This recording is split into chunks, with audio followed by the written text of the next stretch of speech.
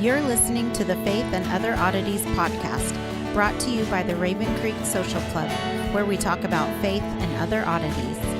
For questions, comments, or to be part of the conversation, join us on Facebook, Twitter, and Instagram, where you can find us at Raven Creek SC. Now for your hosts, Emily Dixon and Nathan Underwood. I always love it when you say, I'll put a link to the video. No, I'll put a link to the video. Actually, Emily will put it. We will put a link to the video. Well, of course, I do all the audio editing right now. So, it's a team. Then I have to dig out all these links. It's like, okay, which one's going to, it's not that bad. But, I have to grouse a little bit because you just add into my workload there. Yeah, well.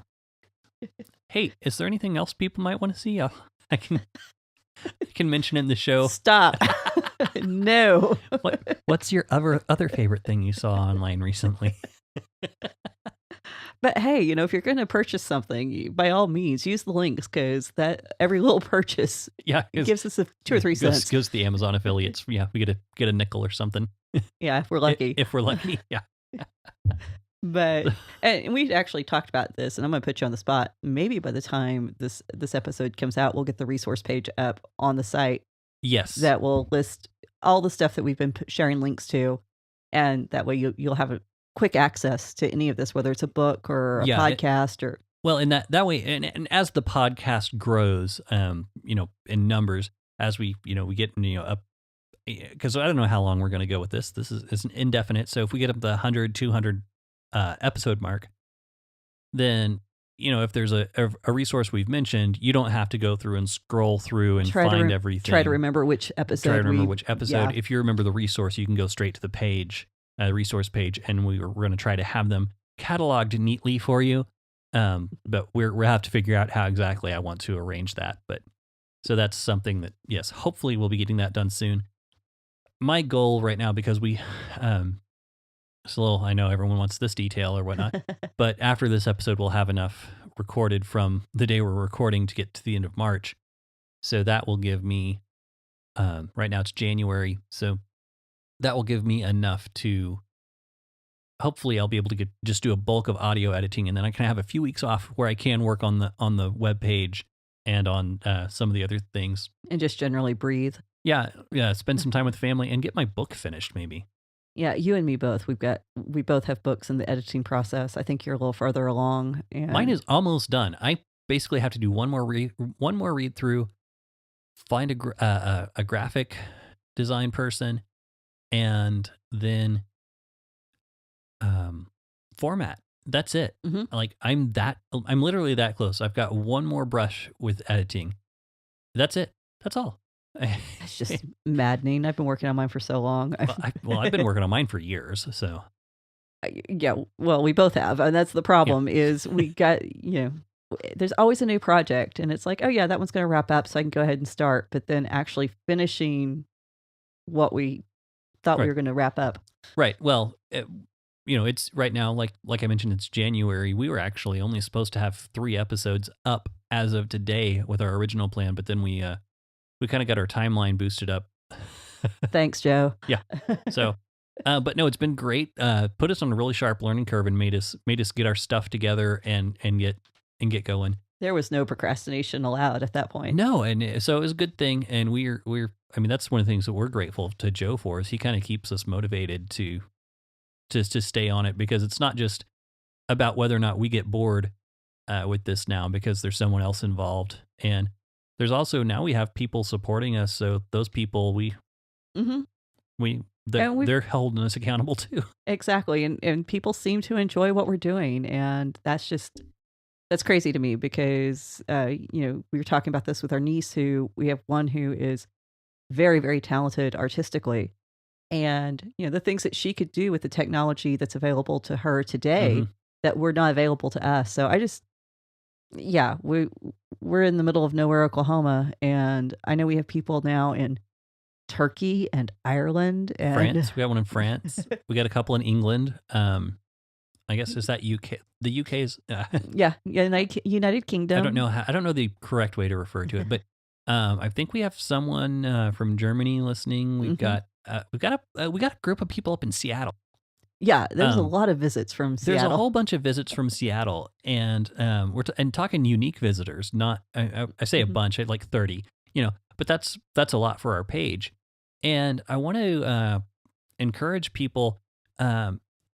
Please, you don't have to say anything on the web page specifically, but if you're listening, write us, send us a message. Let us know where you're listening from and how you found us. Yeah. Because that stuff is, for one, it kind of helps us figure out what else we can do to spread the word, but also it kind of, It's encouraging. it's not just encouraging. It is encouraging, but it's also, it's intriguing because it's like a mystery, like what's going on out there. So, And who are these people that care what I'm doing? yeah, so it's really it's bizarre, and so we thank you so much, everyone, for being a part and listening.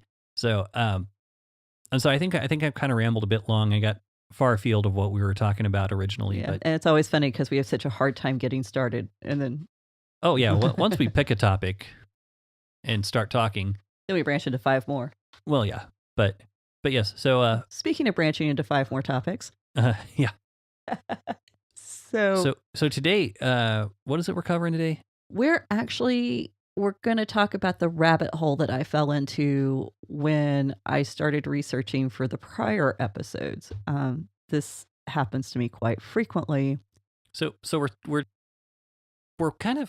not we're not continuing with the narrative. We're kind of actually stepping away from it a bit. All right. Yeah, this is kind of a sidebar, and it's kind of wrapping up specifically Jacob and Laban's time together, and some things that have grown up around that time as far as tradition and folklore and that sort of thing.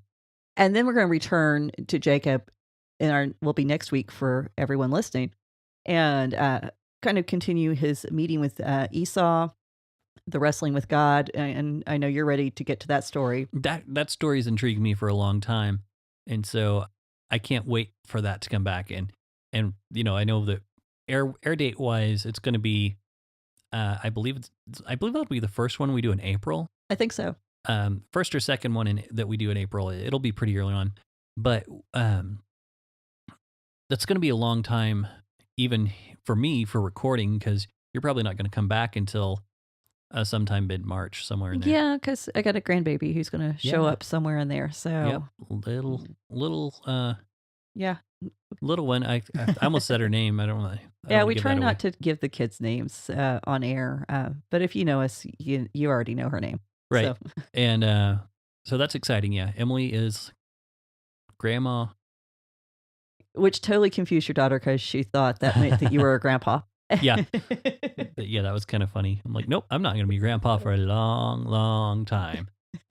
So yeah, we're still working through all of those connection family wise with your kids, because I mean our family tree it's not super confusing. Well, but also they're young. They're not even in school yet, so right, they're still figuring all that out.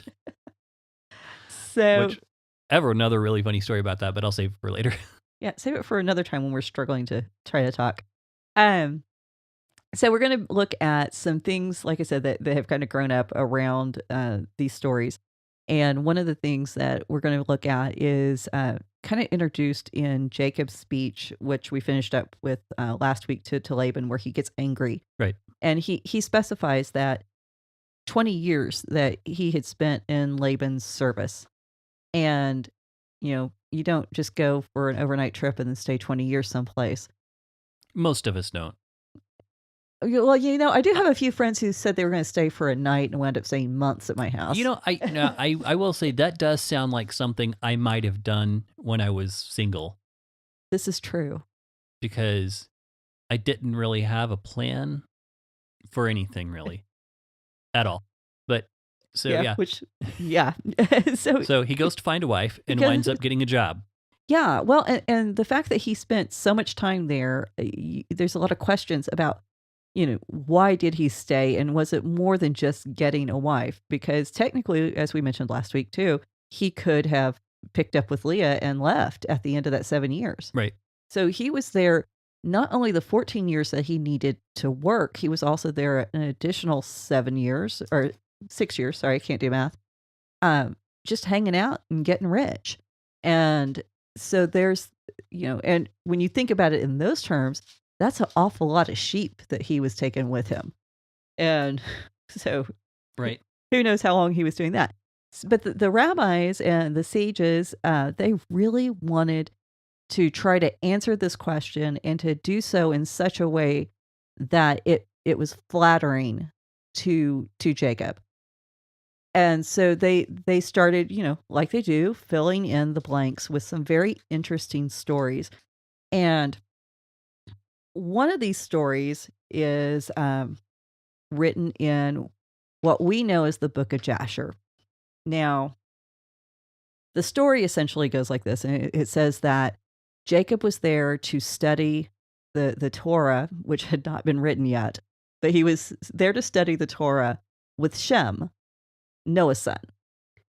And so with Shem and Noah's son and another, I believe it was Noah's grandson, they all spent some time in this cave where they studied the Torah. One thing before we get too long in there, and I just was double checking. So Rebecca was Laban's sister. Yes. So that's kind of interesting because when the servant goes to get Rebecca for Isaac, Laban doesn't make him stay very long. Right. So well, they did try to get him to stay. Oh, that's right, they did. And okay, but he was like, no, I'm not free to make that decision, I guess. Yeah, he's like, don't get in my way. I've got to get back. I've got business to do. Right. Okay. So he did try to get him to stay, but so does this speak to the gullibility of Jacob or? Well, I think that goes back to, I think there was a draw for Jacob. I mean, Isaac was a good guy, and he was probably pretty plain and boring in Jacob's opinion. I mean, all Dad does is dig wells and plant things in the ground. Right. And so that's not very exciting. Where Laban, he's a businessman, and he is scheming, and he's plotting, and who knows what. Honestly, I know I've sounded kind of rough on Jacob and some of this stuff. Jacob kind of reminds me of our dad in a lot of ways, because Dad always had a scheme going. Dad always had some kind of idea. It wasn't technically wrong. It wasn't technically illegal most of the time. But I mean, he was always trying to figure out that next big, the next big idea. Yeah. So sorry, I was just curious about that. Yeah. So I'll look more into that off mic. Cool. All right. So you were saying, yeah. So the tradition is at this point that Jacob's probably about 50 years old, and that the idea that he was leaving because Shem had died. And so Shem is now dead, and so it's time to pick up stakes and move, and there's no real reason to stay. Okay. Now, studying with Shem would have been, amazing. This guy went through the flood. He was there when God talked to his father.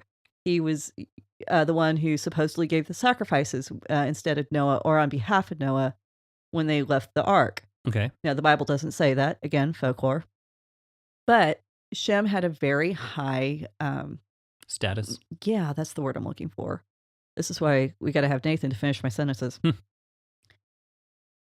But this is not found in any of the scripture. And I sat down and I looked at the timelines. There is a great site, which we'll put a link to also in the show notes, doing that to myself, of the timelines.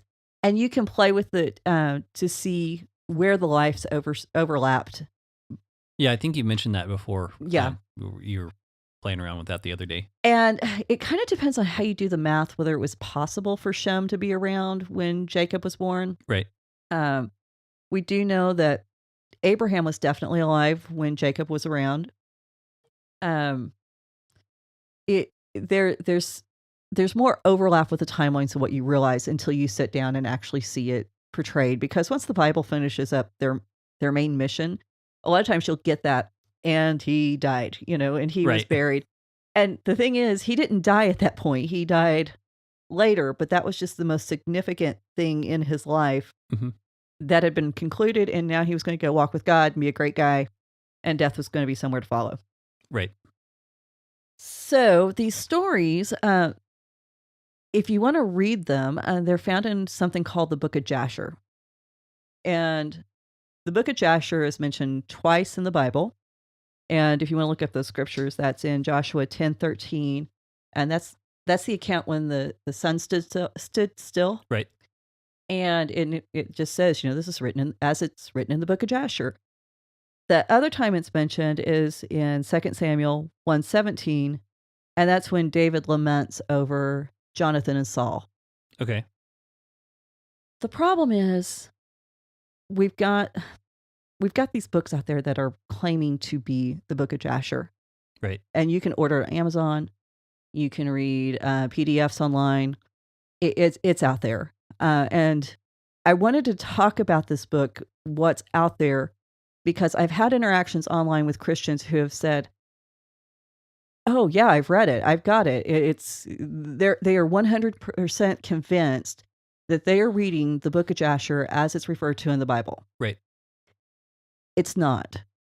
And it's not the book that's in the Bible. And so I wanted to give some background on that so that, because, it's when I've mentioned it, people have acted like I've slapped them in the face and they don't want to just accept my word for it. Well, no one does. Yeah. Well, yeah. And really, why should they? Well, it's hard to sell conspiracy theories if everything that, is factual is true. Right. So I'm pulling this straight out of this great article by Arthur Scheel. And this is found in the Judaism Journal. And I will put a link up to it. So if you want to get more detailed with it, by all means. But this is just kind of a general overview. And basically, we have two books claiming to be the Book of Jasher. And one was an 11th century book. It was written in Hebrew. The other one was written in 1757 in English. It has no connection to the 11th century book. Okay. So you can already see we're going to have some muddy waters. Joseph ben Samuel, he was a Jewish man who said that he had discovered the long-lost Book of Jasher. He'd found it in Naples, and it traveled there from Alexandria, which we've discussed before, and that it had been preserved and somehow managed to escape the burning of the library, yada, yada, yada.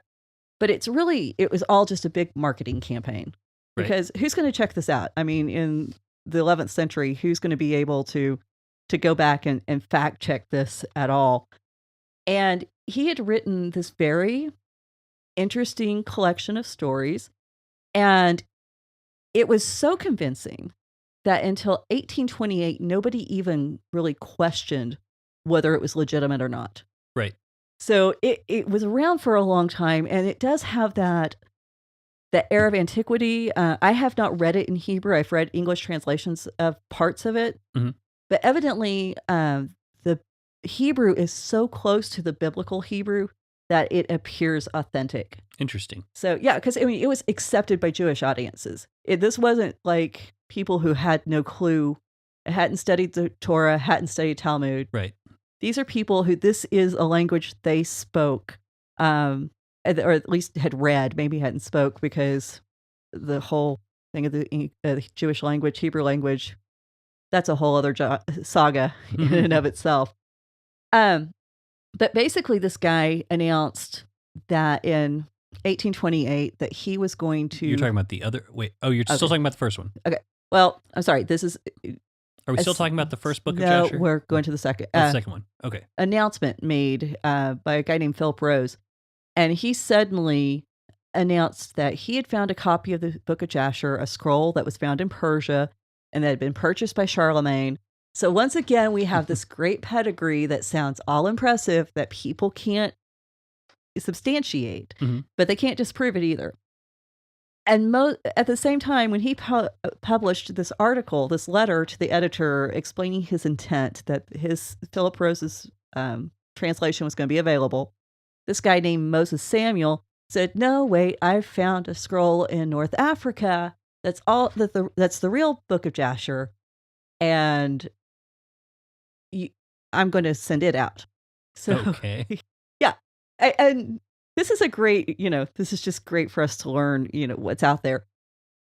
But then this guy named Leopold Zunz picks up a critique in response to the Book of Jasher that had been written by Joseph ben Samuel, that is going to be republished by Moses Samuel, who's they're Okay. related descendants. And Leopold Zunz writes up a critique, and he basically says that Joseph Samuel's Book of Jasher from the 11th century is a great and wonderful book, but it's poppycock. And Okay. he wrote up evidently what was a pretty stellar critique of it. And he says, hey, it's wonderful. It's got some great insight. It's fun reading. It's on the same plane as the Zohar. And now the Zohar, for people who aren't familiar, quick little side note. The Zohar is basically a collection of Jewish teachings and mysticism that was put together by Moses de Leon in the 11th century.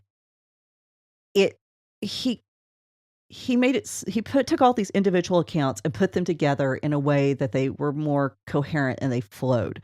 They were built on earlier accounts for the most part, and they were part of a Jewish sect that followed the way of the Kabbalah.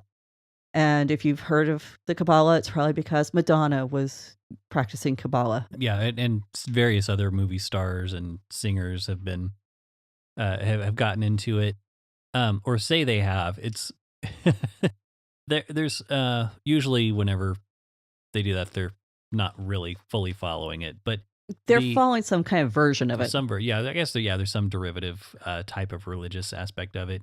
If you want a good easy kind of walk through it, actually we were just talking about this earlier.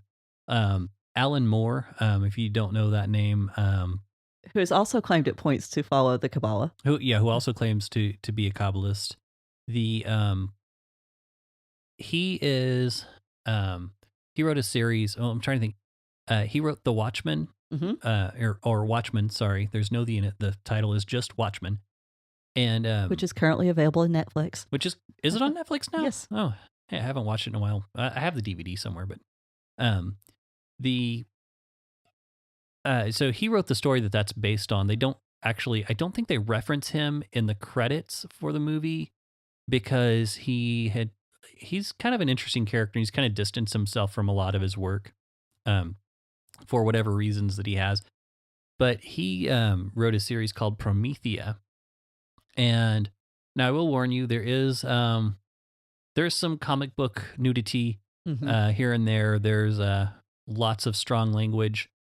But if you are interested in kind of getting like the basics of Kabbalism without having to really do any dry study, it's a intriguing read, and check it out. It's but yeah, it's one of those things, make sure you're ready to deal with some really weird concepts. Well, and Kabbalism, it is weird. It's very mystical. It is considered to be something that can only truly be studied by those worthy of initiation. And it's very much based on the idea that we're familiar with from the ideas of Gnosticism, that duality where the physical is bad and flawed and corrupt, and the spiritual is the most pure. And one of the most basic ideas in the Kabbalah is that the God is so far removed from creation. He's so holy, and he's so much more than anything that we can even begin to process, that even any kind of representation we see of him, whether it's the Shekinah, Metatron, which appears in a lot of second temple lit, the Book of Enoch, and Dogma, Alan Rickman. But yeah, so these are lesser manifestations that God himself cannot be revealed, or basically we would just die. Yeah. And again, I haven't studied too much Kabbalah stuff, but from the people that I know who have been into it, say that Promethea is a great representation of the ideas. And then you have to ask which version of it, because there's like 20 different schools. Yeah, well, the two big things that I've seen, or what with the people I've talked to that have been emphasizing things, is that number one is because the Jewish alphabet is also their numerical system. The names that God used to create people, they have a numeric value. That the universe can actually be calculated. And if you were to solve the equation, you would have it. I'm not joking here. You would actually gain mystical powers over certain objects if you can calculate them. It's very interesting. The other big thing is not only is God removed, there are specific levels of creation that play heavily on the tree of life idea, the world tree that runs through creation, which we haven't mentioned that, but that's a very popular idea in a lot of ancient religions, that there is what they call the world tree, which the roots go down into hell and the branches or Sheol, yeah. And the branches ascend up into the heavens, and God's at the top of the branches. And the other thing is in the Kabbalah stuff that it seems to me that God is not actually personal. And to ascend to be with God, you actually, it's almost kind of a Hindu idea of you have to rid yourself of all personhood and return to a state of purity that even doesn't resemble being a person anymore. So, well, it's highly influenced by Zoroastrianism, which is a Persian religion, and that's a whole other thing. But it's highly influenced by that, which also has roots in the same area and worldview where we get Hinduism. Right. And so it all kind of ties together, and it is this idea that you have to do these certain acts and perform these certain rituals and understand these certain insights that are revealed in Scripture, but coded in such a way that only a select few can understand it. And then if you understand it, you do grow in unity with God. And that is the goal. And even you're talking about the mathematical equations. One of the basic beliefs to most forms of Kabbalah is that the world itself, the physical world, is actually made out of God manipulating the individual letters of the alphabet to create us. Right. So as you can tell, for us to even try to do a full treatment of that, we would need more time. We've barely scratched the surface, and we have grossly oversimplified everything in that. But those are the most basic terms we can express what we know of it.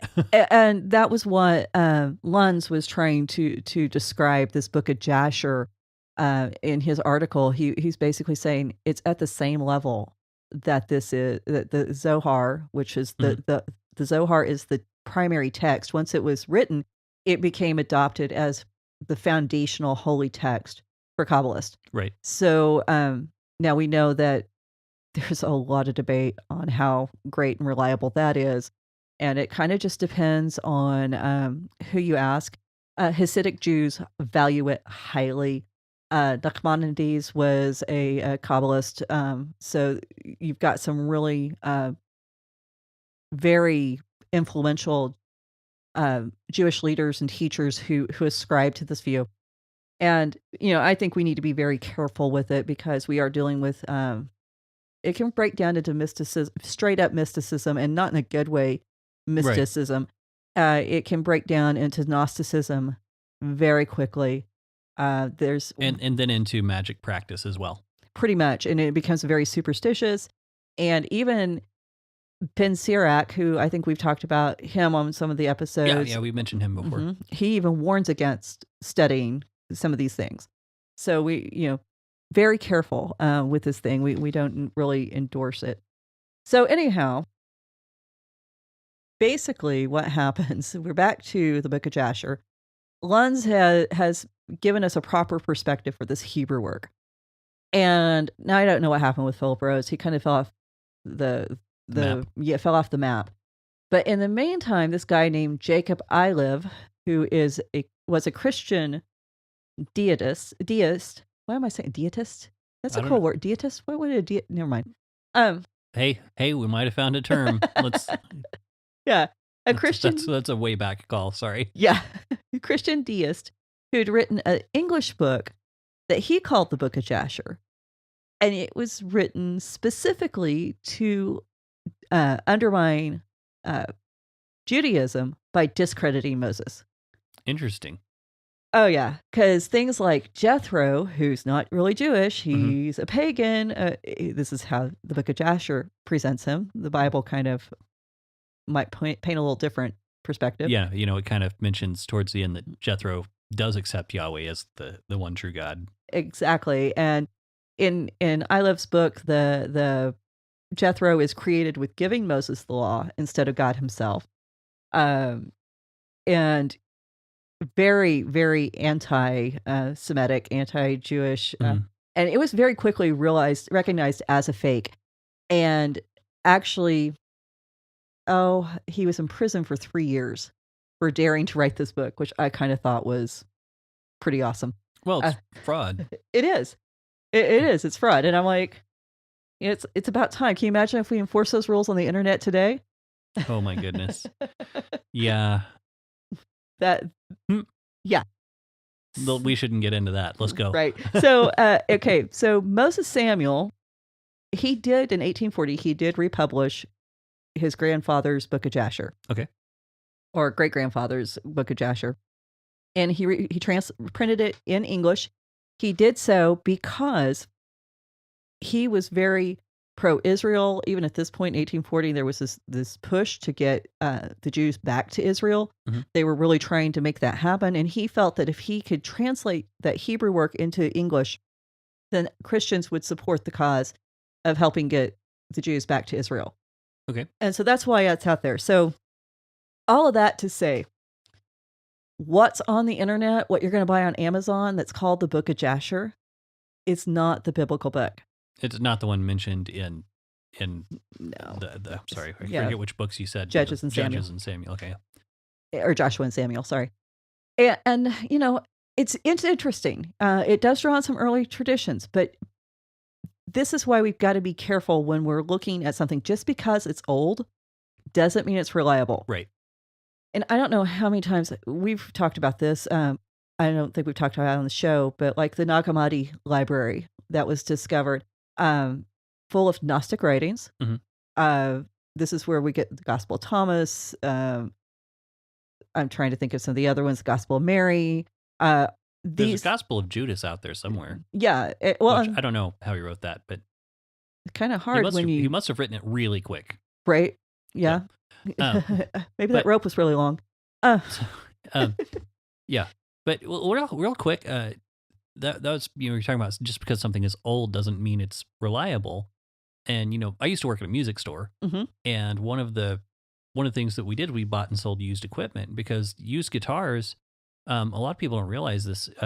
Guitars actually have appreciated faster than since a guitar bought in the 50s or 60s have appreciated far more than any stock anyone's purchased. So there's that. Invest in guitars. But the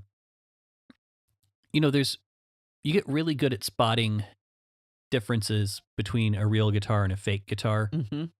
And we did have, and this is, I remember one time we had someone bring in an SG, a Gibson SG.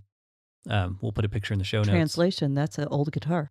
Well, no, they still make them, but this one, the person who brought it in said they remembered their grandpa had it as long as he could remember. Really loved it, and the Gibson SG wasn't invented until the 1960s, and so there's certain Still old. It's older than me. Well, yes, but there's certain there's certain markers that you look for on guitars to tell whether or not they're old.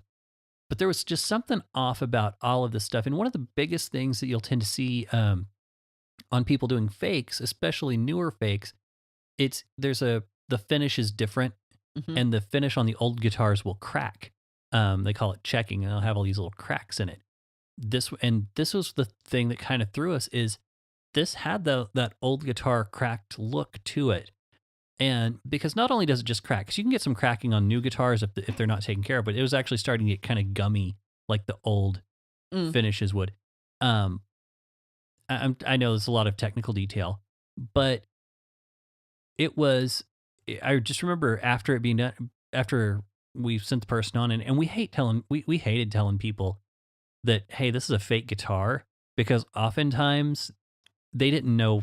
They'd either bought it from someone else or someone had given it to them It'd been in the or family for had years. been in the family for years.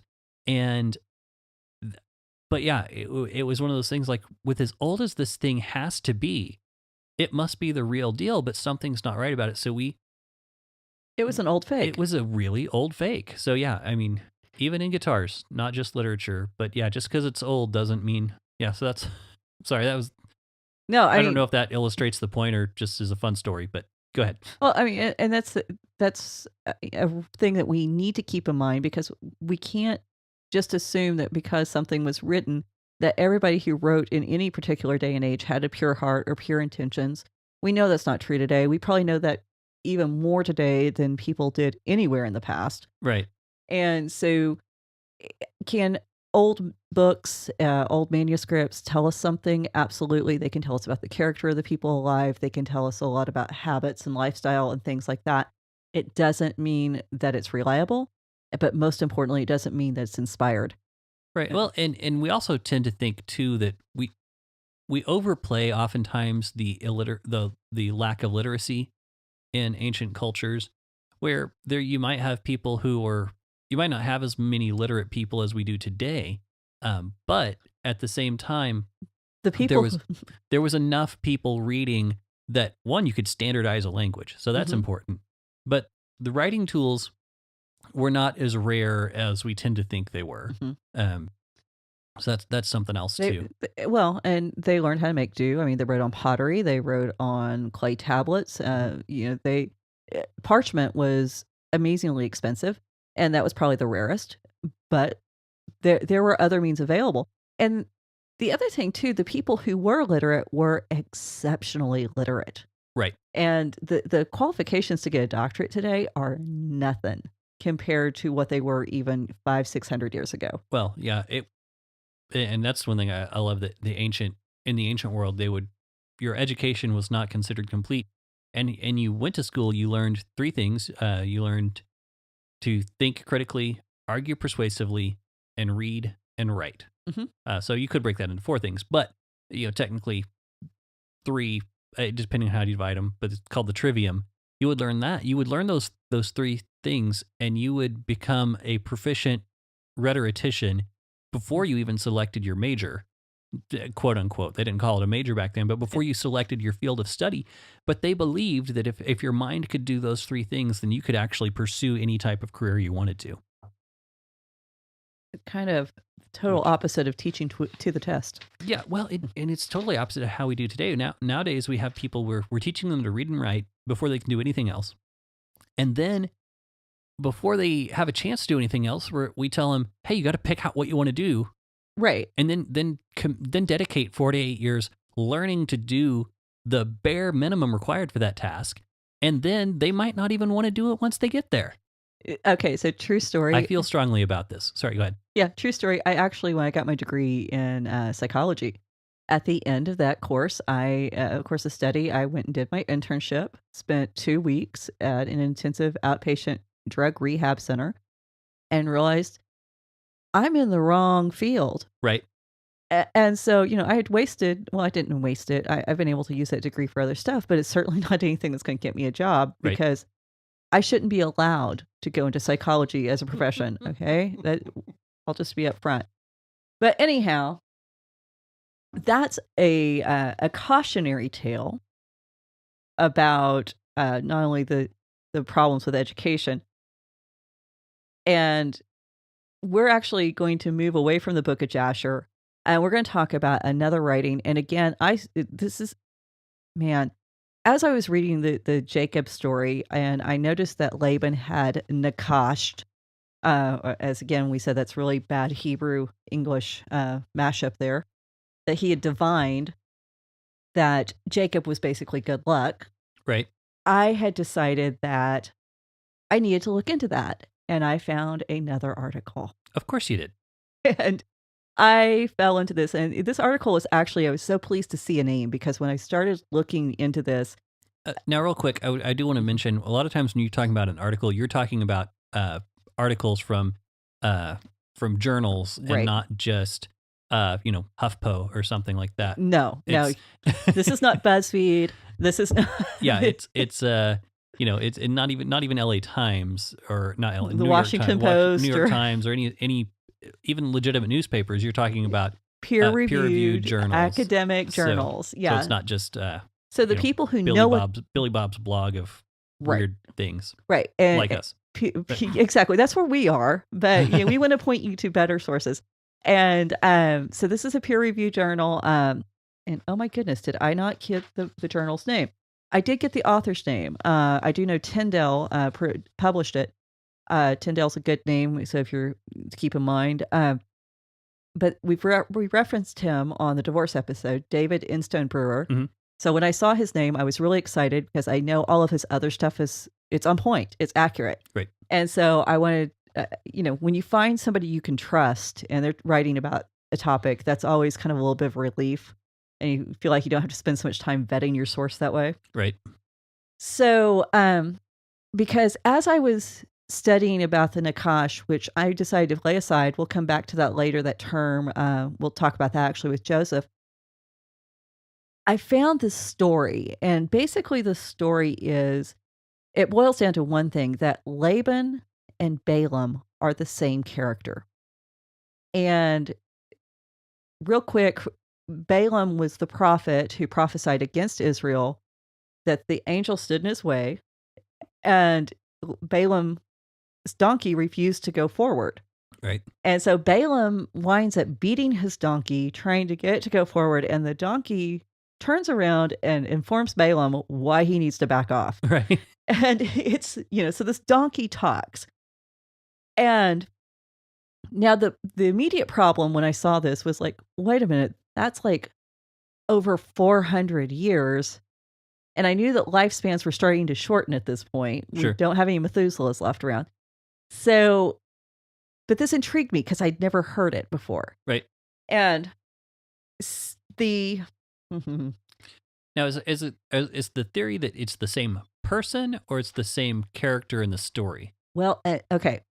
So that's where Brewer actually starts to answer some of these questions. Okay. And because he pulled all of his information from something called Targums. Sure. Now, Targums are the Aramaic paraphrases or interpretations of the Bible. A lot of times when there was a reading in a temple or a synagogue, they would read the original text in the Hebrew, Mhm. and then they would turn around and read it in the Aramaic because a lot of the people may not speak Hebrew. So it was kind of a clarification thing. Right. And so we still have copies of these Targums. Now, the ones we have are written after 70 AD or CE. And so they're a little bit newer Right. than a lot of the Second Temple literature we have. But we also find some references to these ideas in Second Temple lit. So we know they're older. We know that even though the Targums were written later, they're drawing on ancient ideas. The Mhm. Targums just kind of fully lay it out there what's going on. And so he says that there's, in these Targums, basically you're offered three alternatives. One is that Balaam and Laban are exactly the same person. Okay. They are 100% the exact individual. The second is that Laban is Balaam's grandfather. Okay. Time-wise, that could still stretching a almost little work bit. out. Yeah. The third option is that Laban, like you were saying, is the same character in the story that Balaam is. Which would make more sense to me. Yeah. Or that Laban was maybe his spiritual father. Okay. As- Or maybe he was from the school or some descendant or something of that nature. Yes. And so what we wind up with this story being told that basically Laban, when he came after Jacob, he wasn't just coming after Jacob to stop Jacob, but he actually came to kill Rachel.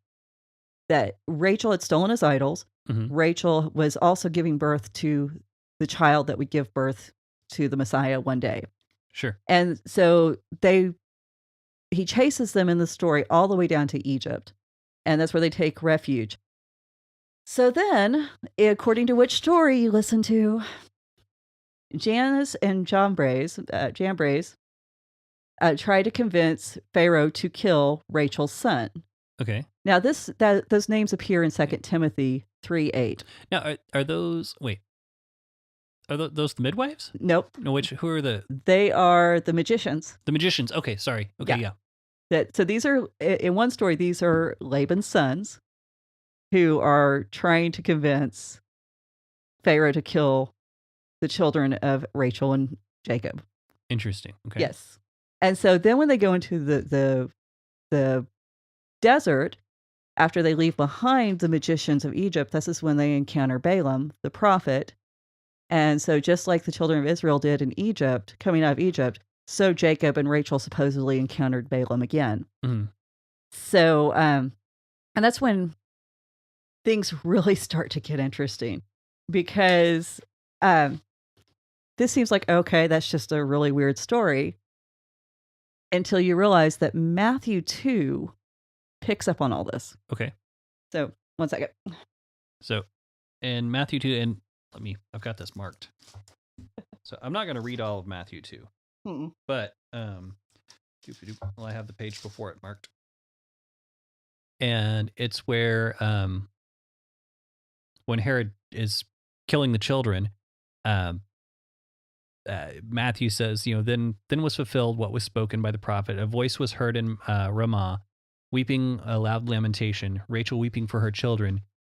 She refused to be comforted because they were no more. Right. So we got this tie back to Rachel here. But the problem that scholars have had with Matthew 2 is he quotes, I wanted to be very, use a lot of hyperbole there, but he quotes several different of the prophets. Right. And he pulls all these quotes together that seem almost random and disjointed, and scholars have tried for a really long time to figure out how in the world do these work together.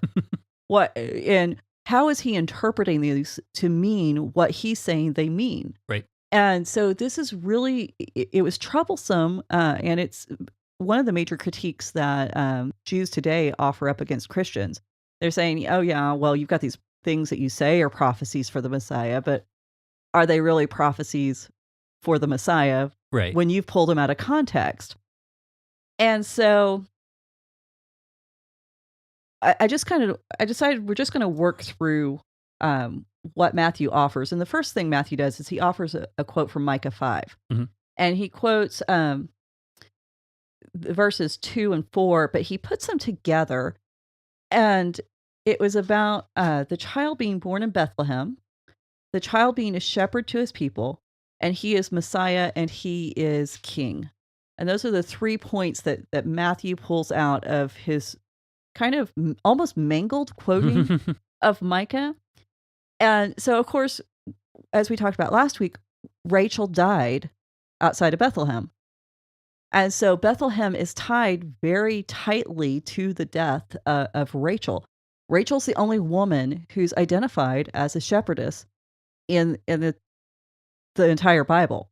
She is going to give birth to, according to the Second Temple literature, the story of Balaam and Laban, mm-hmm. the Messiah and the king.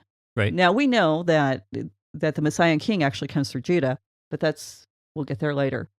Then he quotes Hosea 11:1, "Out of Egypt I have called my son."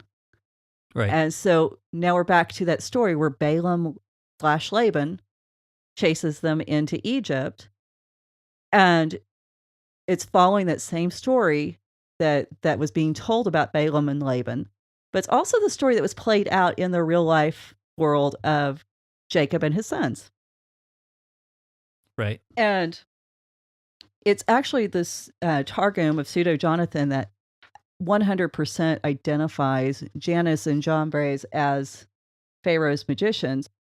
But Philo, who we've also talked about before, has a special name for them, and it was Magi. Interesting. Okay. So we have the Magi who show up here, and we know that the Magi, according to other Second Temple literature, have told Pharaoh things that a son is going to be born into the children of Jacob who is going to destroy all of Egypt. Right. And we know that Mary and Joseph, they had to leave, just like Jacob and his sons, or Jacob was dead at this point, Right. but as his sons leave, and that when they come out of Egypt, you were reading this, I heard you earlier with the girls, when they leave because Herod's dead, so it's safe. Right. But when they get out of there, Archelaus is now the king, Sure. and Joseph changes course. And this is exactly what happens in that Balaam Laban saga. And so it's the idea that they had escaped, the children of Israel had escaped Balaam's son or Laban's sons in Egypt, Mhm. but they left just to confront Balaam himself. Interesting. And so it's that Joseph, he leaves because it's safe. He's escaped Herod, but now he's going to encounter Balaam himself in the form of Archelaus. Right. So I apologize if anyone's hearing that on the recording. I don't know what's going on out there, but I hear it sounds like they're banging on the doors. they may be tearing down the house. Who knows? Whatever. So the Targums, when they start telling these stories and they start pulling in, not only do you have your primary text, they start pulling in quotes from other texts. And so in doing so, they begin to make these connections that allow the reader to, by quoting that one line, Mhm. it was a 3-hour tour. Now you're thinking of Gilligan and Mary Ann. Yeah. By totally, Well, we are. right. Who knows about people younger than us? Mother of Dragons. Now you're thinking of Game of Thrones. So fair enough. but it's by quoting that one line, now you're pulling in the entirety of the text to their memory. And the Targums, they pull from Numbers 24:17, which is Balaam's final prophecy, Mhm. and they connect it with Isaiah 11:1, or Isaiah 11. Isaiah 11 is the prophecy, and we won't take time to read all of it, but we talk about the shoot coming from the root of Jesse and Mhm. the tender branch. And these are all connected together. And it's not just the Targums that do this. The Testament of Judah does it, and the Testament of Levi does it. So there's a long-standing, again, Second Temple lit there, there's a long-standing tradition that Balaam's prophecy and Isaiah 11 should be read together. Interesting.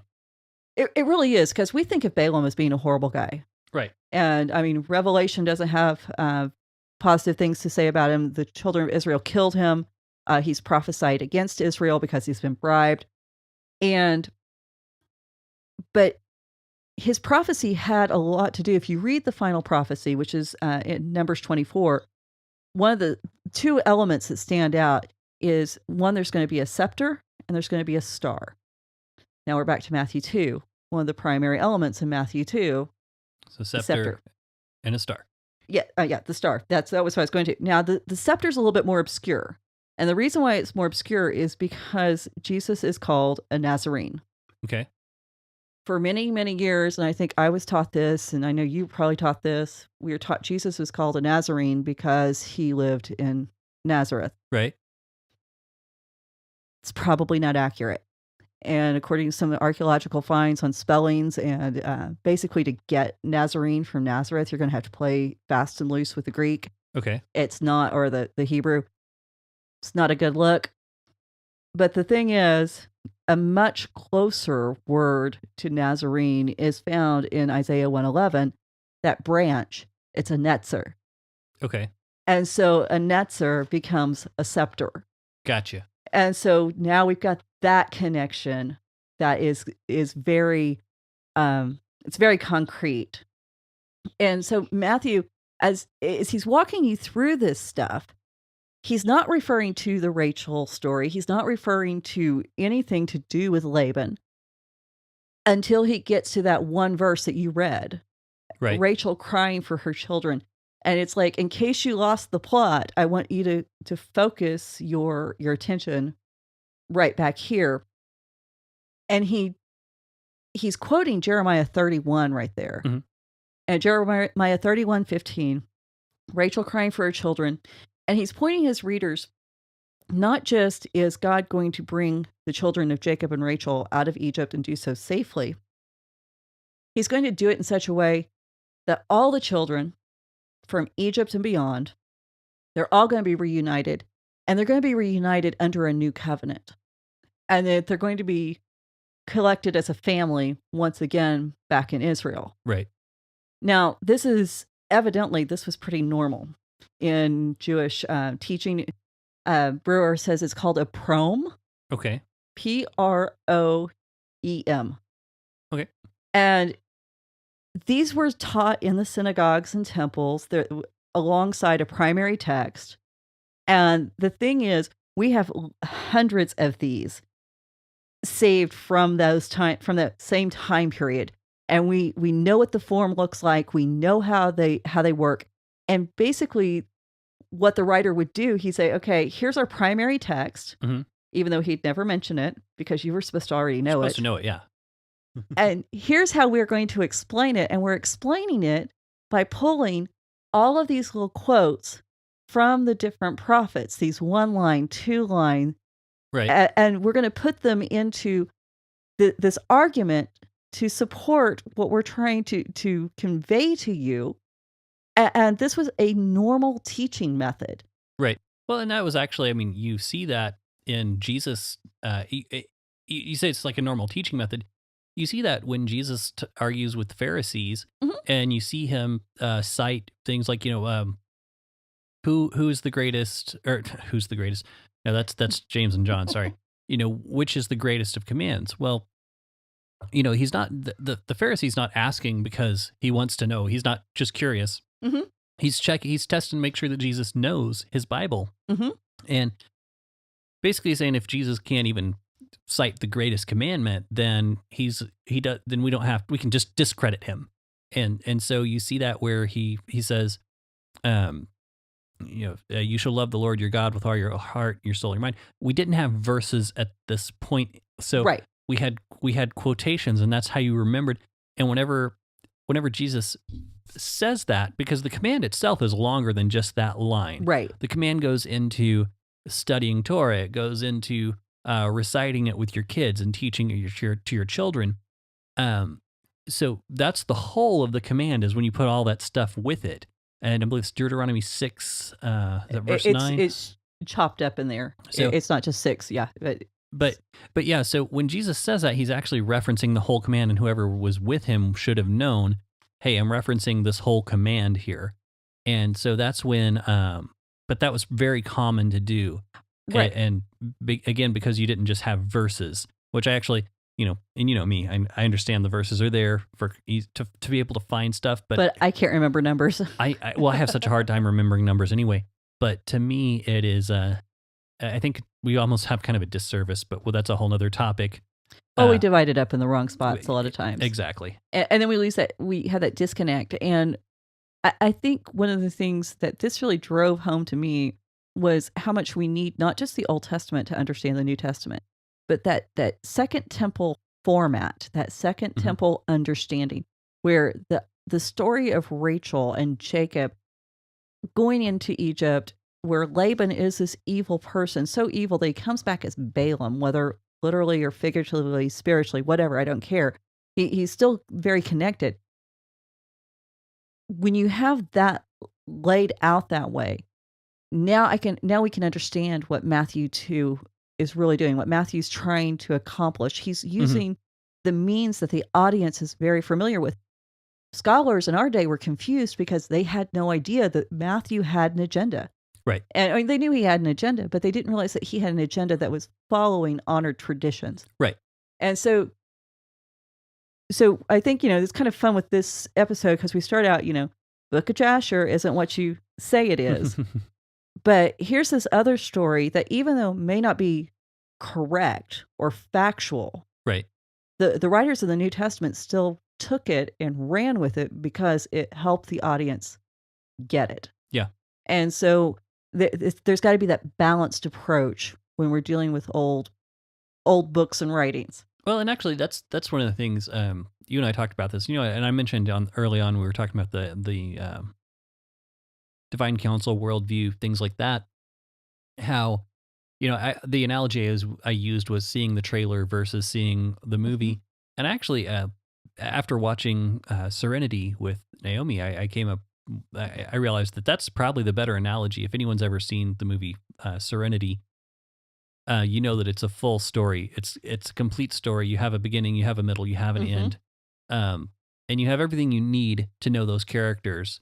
But if you really want to get to know them even better, you go back and you watch the series Firefly, and then it makes more sense. So that's one of those things. Just the Bible we have, it's not incomplete. Right. But everything for faith and practice is there. But yes, but we can definitely get a better picture of what's going on if we understand some of these Second Temple sources and know which ones really are Second Temple sources. Yeah, that too, and are able to see what the gospel writers were often quoting or referencing. And speaking of quoting and referencing, I'm going to put links up to both of those articles that were there that I kind of went over, and I went over those articles really fast. I don't think you need to read Hebrew for either one of them. So I think anybody could find them to be very accessible. And this is kind of really where we want to go with the show, is that when we bring this kind of thing to you, here's another tool you can use. And don't be put off by the idea of reading an academic article. Yeah, sometimes the language is a little different. Right. And I'm not talking like Hebrew to English. I'm just talking English to English. Sure. And so, but it's one of those things, if you read enough of them and practice reading them and kind of getting the feel of how people talk in academic circles, then you're going to be better prepared to be able to dive into some of the stuff and understand some things that maybe weren't accessible before. And don't be ashamed of that. I mean, I spent the first year of seminary with a dictionary in my book bag because I didn't understand half the things the other students were saying. Right. And so, you know, it's just practice. Yeah, just practice and repetition and more repetition, and then do it again. Yeah, one more time, just to make sure. So I just thought that's kind of an interesting element with Laban and Balaam, and I knew if we went back and picked up Balaam later, we're going to take it a different route and look at some other stuff. And Yeah. I don't see us returning to Laban anytime soon. Sure. So, Sure. And one more thing.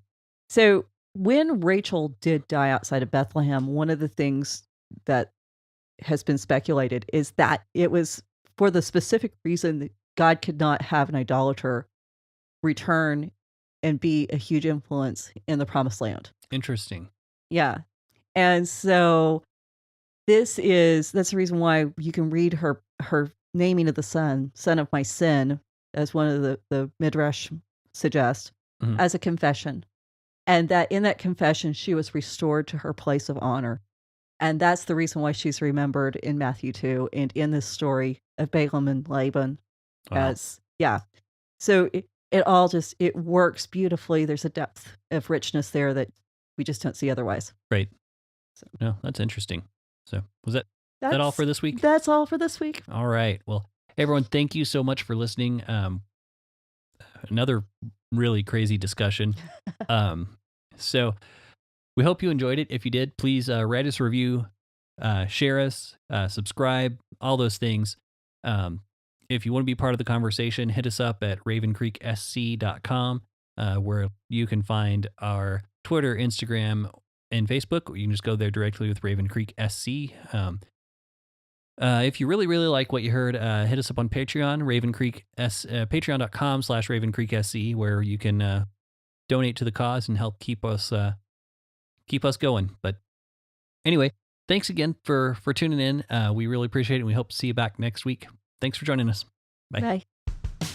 You've been listening to the Faith and Other Oddities podcast, a Raven Creek Social Club production. Don't forget to follow us on Facebook, Twitter, and Instagram. If you like what you've heard, please write us a review on iTunes or consider supporting us on patreon.com/RavenCreekSC. As always, thank you for listening, and don't forget to join us next week.